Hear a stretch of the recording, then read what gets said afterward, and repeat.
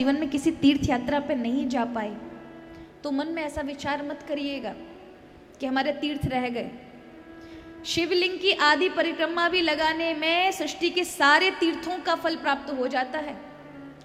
शिव की आदि ही परिक्रमा लगानी चाहिए, जहां से जल जाता उसका कभी उल्लंघन नहीं करना चाहिए ना। उल्लंघन कर लेने मात्र से आपके जीवन के ही नहीं अपितु 21 जन्म के सारे पुण्य नष्ट हो जाते हैं। इसलिए शिव की आधी परिक्रमा लगा लेनी चाहिए। अगर वो भी ना कर सको तो बस घूम जाओ और मन में स्मरण कर लो कि मैंने शिव की आधी परिक्रमा लगा ली। तो शिव जी का महाराज मैं ये कहूँगी कि अगर आप जीवन में तीर्थ नहीं कर पाए, अन्य जप यज्ञ ना कर पाए, तो शिवलिंग का आश्रय लेकर जरूर रहिएगा। शिव जी की अर्चना करने पर जीवन में सौभाग्य की कमी नहीं रहती। जीवन के सारे कष्ट भगवान शिव हर लेते हैं।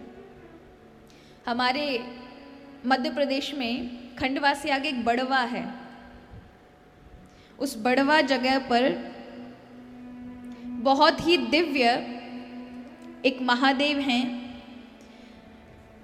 जिनका एक भक्त हुए देवेश्वर दुबे के नाम से, जिन्होंने वहां पर उन महादेव की बड़ी दिव्यता से अपने जीवन में भगवान का भजन किया। जीवन में दरिद्रता थी और दरिद्रता के कारण कभी भोजन मिलता परिवार को, कभी नहीं मिलता। उन महादेव का नाम था बिल्वेश्वर महादेव।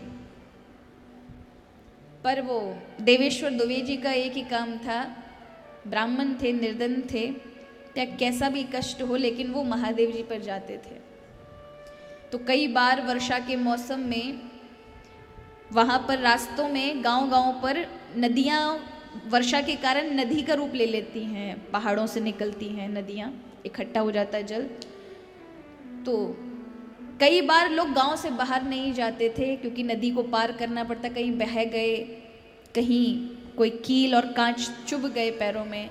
लेकिन देवेश्वर जी का संकल्प था कि चाहे कैसा भी मौसम हो वह तो अपने महादेव बिल्वेश्वर पर जाएंगे।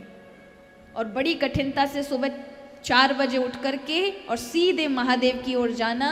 ना वर्षा उन्हें रोक सकती थी, ना कोई गहरा जल का गर्त उन्हें रोक सकता था।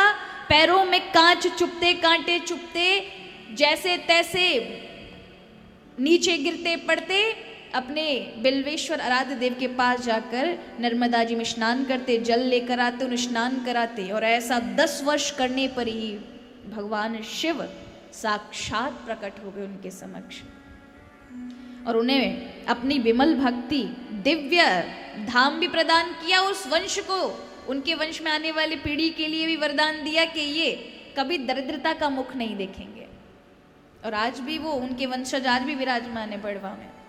तो बड़े धनाढ्य हैं सबके सब। वो धन वैभव कहाँ से उन्हें प्राप्त हुआ? शिव की कृपा से, जिनके जीवन में महान दरिद्रता थी। तो भगवान शिव का अर्चन पूजन हर किसी को करना चाहिए।